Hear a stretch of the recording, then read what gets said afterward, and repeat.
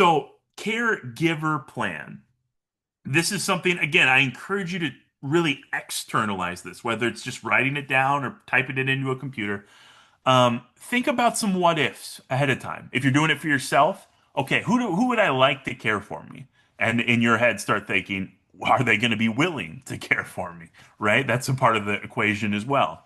What are your wishes? What are your priorities? Hey, I'd really like, to stay in my house for as long as I possibly can.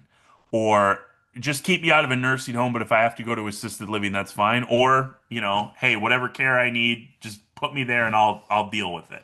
Right? And you can have your own opinion about that, but get it down somewhere, okay?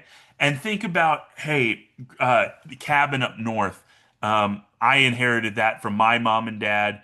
Kids, we got to find a way so that you're not going to be forced to sell it someday if you have to pay for my medical care, or if medical bills for my Medicare medical care start adding up and we're looking for assets to grab here. What can we do to keep that in the family? And I'm just throwing out examples here, but I think you get what I'm saying.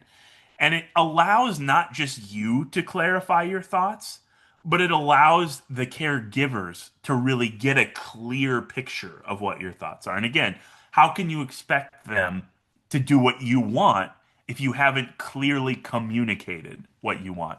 Also, and this is a well, I was going to say underrated, but it's probably not underrated. A huge part of the equation is if you write this stuff down and you do have, let's say, multiple kids. I have two daughters, so someday they're gonna have to, take care of me probably, in some fashion. Who knows what it'll be like? But anyway, I want them to know what I want clearly and not disagree about that, right? Now, butt heads over, well, dad told me one time that this is what he wanted. And then my other daughters, no, he told me something different.